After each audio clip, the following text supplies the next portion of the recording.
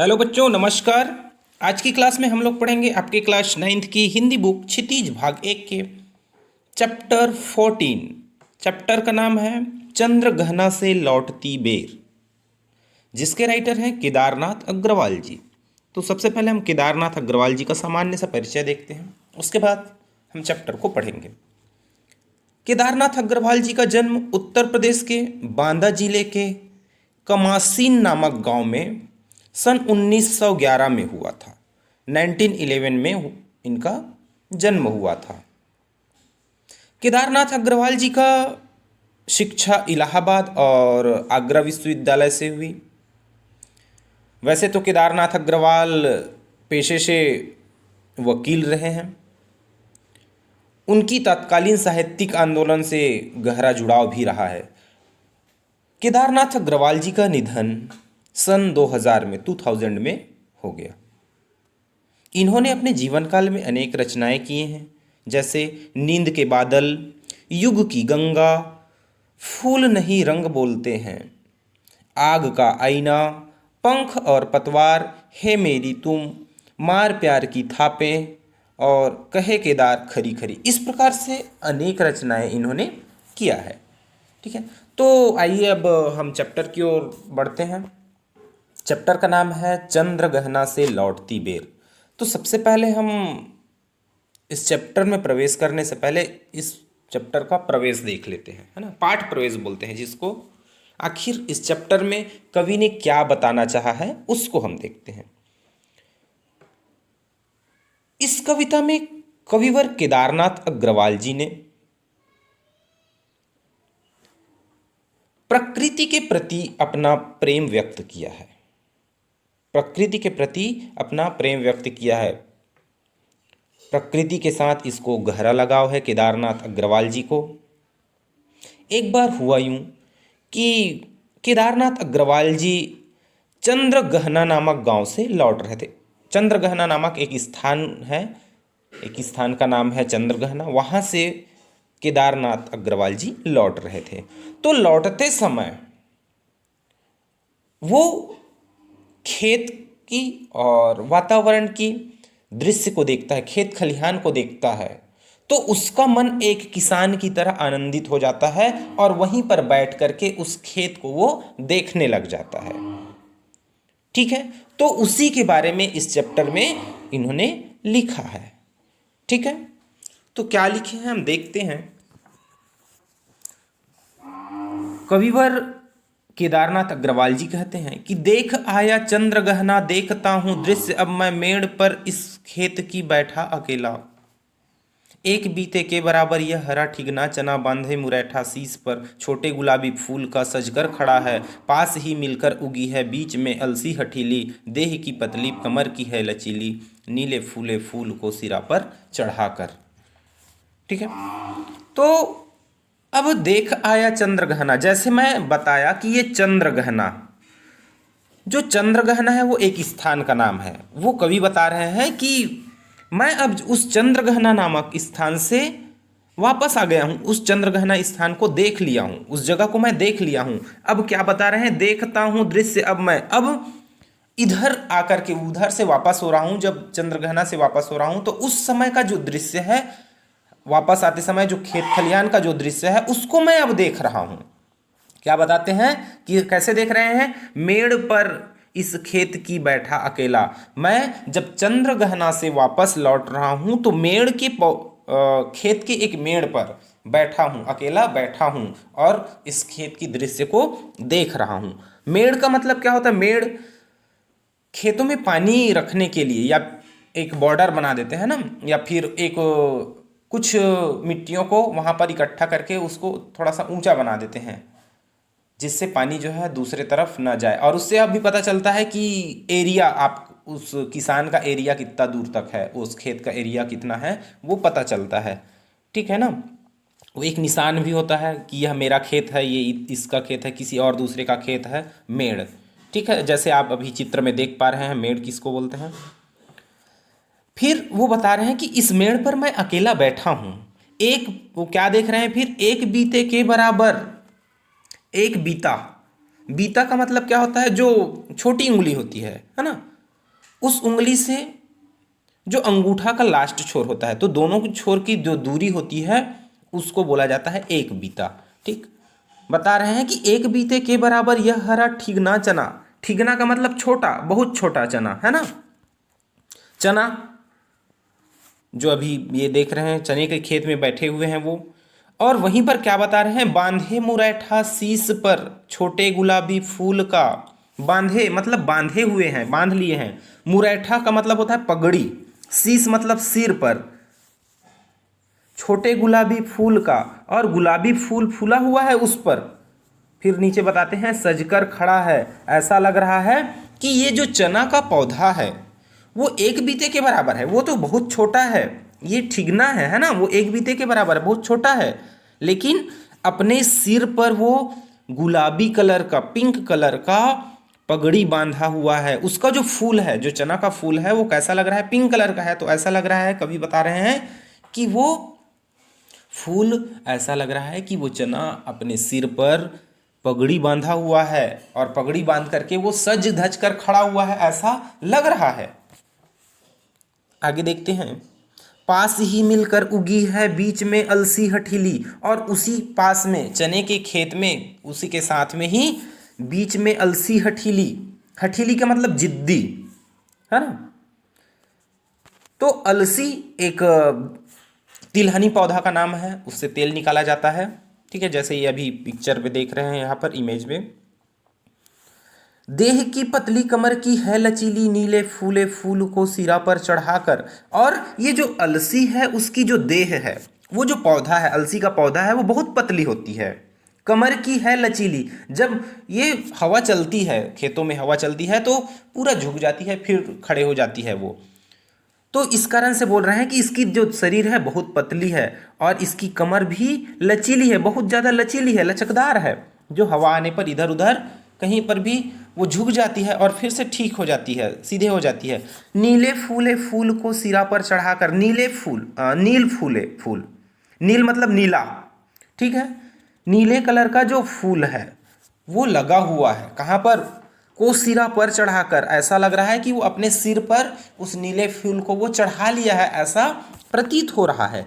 ठीक है, ये अलसी जो है नीले कलर का फूलता है, इसलिए बोल रहे हैं कि उसकी जो फूल है वो कैसा लग रहा है, ऐसा लग रहा है कि अपने नीले कलर के फूल को अपने सिर पर वो चढ़ा लिया है, ऐसा लग रहा है। ठीक है, तो इसका हम भावार्थ एक बार पुनः देखते हैं।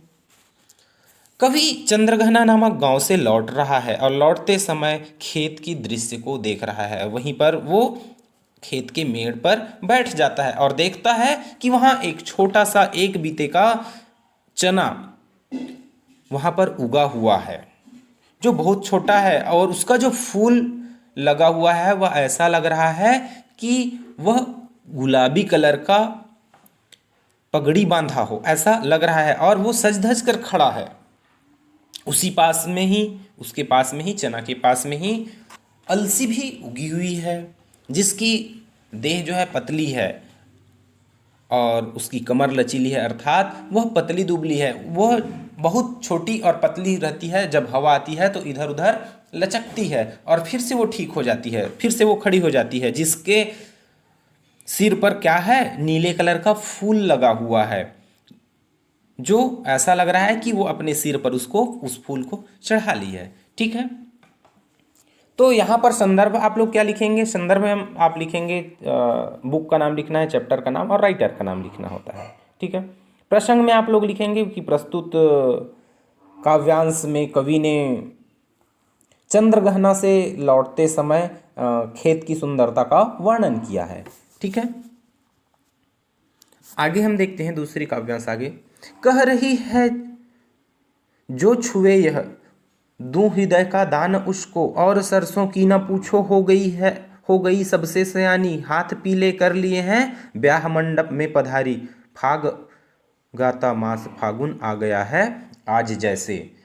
कह रही है जो छुए यह, कौन कह रही है, देह की पतली कमर वाली जो लचीली अलसी है वो कह रही है। क्या कह रही है कि जो छुए यह, जो मेरे को छुएगा, मतलब नीले फूल उसमें लगा हुआ है ना, नीला कलर का फूल लगा हुआ है, तो उसको जो छुएगा उसको मैं अपने हृदय का दान दे दूंगी, अपने हृदय को मैं दे दूंगी, मैं उसकी ही हो जाऊंगी, मैं अपनी हृदय अपने दिल को उसी को ही दे दूंगी। इस प्रकार से ये जो अलसी है वो बता रही है कि मैं अपने हृदय का दान उसको दे दूंगी जो मुझको छुएगा। और बता रहे हैं और सरसों की न पूछो हो गई सबसे सयानी। यहाँ पर कवि बता रहे हैं कि और सरसों की न पूछो, और ये सरसों जो है इसके बारे में तो पूछो ही मत, ये अब हो गई है सबसे सयानी। सयानी का मतलब होता है बड़ी समझदार, समझदार है ना, सयानी मतलब होता है समझदार। तो ये जो सरसों है वो समझदार हो गई है, बड़ी हो गई है। क्यों? क्योंकि ये चना और अलसी से ऊंचा होता है, बड़ा होता है। फिर उसी में लिखे हैं हाथ पीले कर लिए हैं ब्याह मंडप में पधारी। और ऐसा लग रहा है कि ये जो सरसों का पेड़ है वो अपने हाथ को पीले करके ब्याह के मंडप में, शादी के मंडप में पधारी हुई है, ऐसा लग रहा है। क्यों लग रहा है? क्योंकि ये जो सरसों है वो कौन से कलर की फूलती है? येलो कलर की फूलती है। तो ऐसा लग रहा है कि अपने हाथ को वो पीला कर लिया है। और ये बड़ी भी हो गई, जब बड़ी होती है तभी इसमें फूल लगते हैं ना, सरसों में जब सरसों जब बड़ा हो जाता है तब उसमें फूल लगता है। तो इसी कारण से वो बता रहे हैं कि जो सरसों है वो सयानी हो गई है और बड़ी समझदार हो गई है। ऐसा लग रहा है कि अपने हाथ को वो पीले कर लिए हैं और ब्याह के मंडप में पधार लिए हैं, मतलब पहुंच गए हैं। पधारने का मतलब फाग गाता मास फागुन आ गया है आज जैसे। और ऐसे लग रहा है कि ये जो फागुन का महीना, मास मतलब होता है महीना, मंथ को बोलते हैं ना। फागुन, फागुन हिंदी महीने का नाम है, फाल्गुन बोलते हैं। होली के त्यौहार मनाया जाता है इस महीने में। हम अंग्रेजी महीने में देखें तो ये फरवरी और मार्च दोनों महीने के बीच में आता है, ये फाल्गुन महीना। होली मनाते हैं जिस समय, तो और कैसा लग रहा है, क्या बता रहे हैं यहाँ पर? फाग गाता, फाग गाना मतलब होली का गीत गाना। होली का गीत होता है उसको फाग गीत बोलते हैं ना, होली गीत को। तो वो होली गीत गाते हुए ये फागुन महीना, जो फाल्गुन महीना है वो आ गया है, ऐसा लग रहा है। ठीक है, तो यहाँ पर प्रसंग में क्या हो जाएगा? प्रकृति की सौंदर्यता का वर्णन किया है कवि ने। प्रस्तुत काव्यांश में कवि ने प्रकृति की सौंदर्यता का वर्णन किया है। ठीक है, संदर्भ तो पहले की तरह ही रहेगा। व्याख्या हम इसका एक बार देख सकते हैं पुनः। व्याख्या में हम लिख सकते हैं कि प्रस्तुत काव्यांश में कवि लिख रहे हैं, यहाँ पर अलसी कह रही है कि जो कोई भी मेरे इस फूल को, मेरे इस शरीर को छुएगा उसी को मैं अपना हृदय दे दूंगी, अपना दिल उसी को ही दे दूंगी। और उसी पास में सरसों का पेड़ भी है जो बहुत बड़ी हो गई है।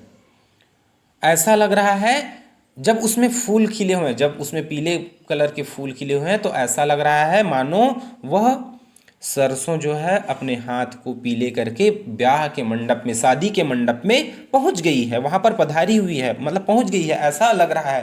तथा जो फागुन का महीना है, जो फाल्गुन महीना है, वो भी फाग गीत गाता हुआ, होली के गीत गाता हुआ यहाँ पर पहुंच गया है, ऐसा उनको प्रतीत हो रहा है, ऐसे कवि को लग रहा है। ठीक है, आगे बताते हैं। देखता हूं मैं स्वयंवर हो रहा है, प्रकृति का अनुराग अंचल हिल रहा है, इस विजन में दूर व्यापारिक नगर से प्रेम की प्रिय भूमि उपजाऊ अधिक है।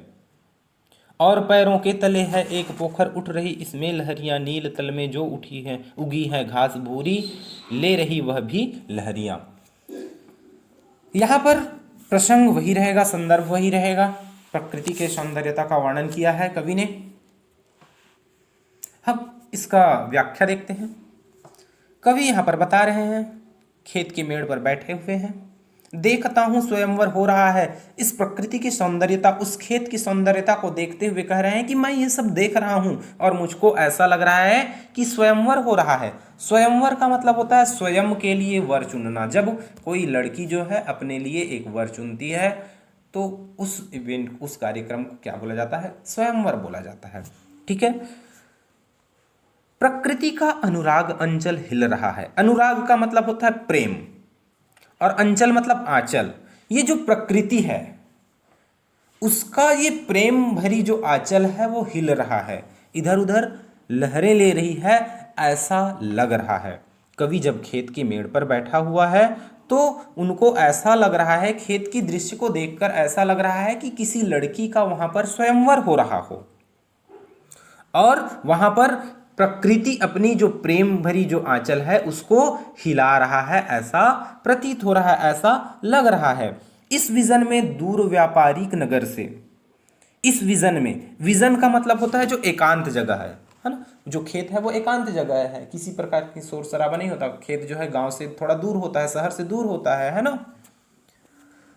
तो इस विजन में, इस एकांत जगह में दूर व्यापारिक नगर से, दूर व्यापारिक नगर, व्यापारिक नगर मतलब जहां पर व्यापार होता है उसको व्यापारिक नगर बोलते हैं ना। जिस जहां पर मतलब यहाँ पर किस जगह को बोला गया है, शहर को बोला गया है व्यापारिक नगर, ठीक है।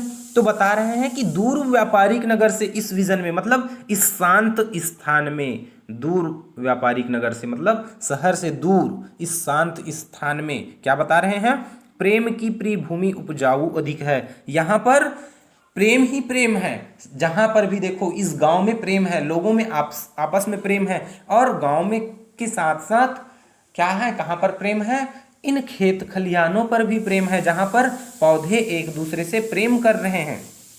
इस प्रकार से वो उस खेत की सौंदर्यता का वर्णन कर रहे हैं, ठीक है। प्रेम की प्रिय भूमि उपजाऊ अधिक है, यहाँ पर प्रेम ही प्रेम है, सबसे सब एक दूसरे से प्रेम करते हैं, प्यार करते हैं। और पैरों के तले एक पोखर, कवि बता रहे हैं कि जहां पर वो बैठा हुआ है वहीं पर उसके पैरों के तले, पैरों के नीचे मतलब वहीं पर साइड में एक पोखर है, पोखर मतलब तालाब, वहीं पर एक तालाब है। उठ रही इसमें लहरियां, जिस खेत की मेड़ में वो बैठे हैं उस मेड़ के कुछ साइड पर ही, उस जहां पर उसका पैर गया होगा उधर ही वहां पर एक तालाब भी है, और उस तालाब में उठ रही इसमें लहरियां, वहां पर लहरें उठ रही है।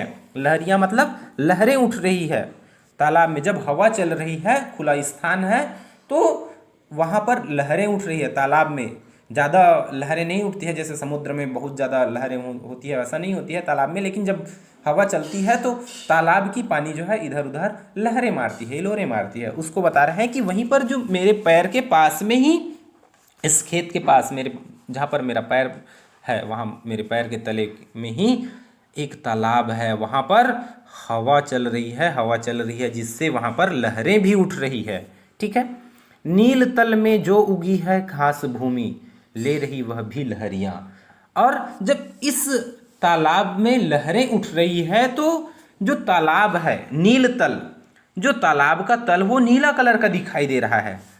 जो तल मतलब सतह, नील मतलब नीला, नीला सतह, जो तालाब का जो नीला सतह है उसमें जो उगी है घास भूरी, उसमें भूरे रंग की, ब्राउन कलर की घास भी उगी हुई है। अब आप लोग देखे होंगे तालाब में कहीं पर हरे, कहीं पर भूरे कलर की, कहीं पर वो डार्क कलर की कुछ कुछ पौधे जो है उगे हुए रहते हैं, या फिर कुछ पौधे जो हरे कलर के रहते हैं वो सूखने के कगार पे रहते हैं, सूखने वाले रहते हैं तो भी भूरे कलर की हो जाते हैं, है ना। तो इस नीले तल में क्या क्या उगे हुए हैं, भूरे रंग का यह घास उगा हुआ है।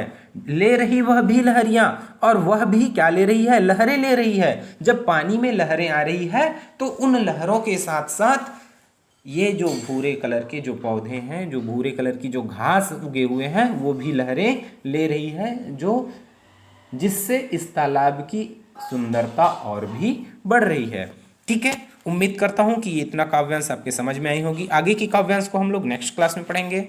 Thank you.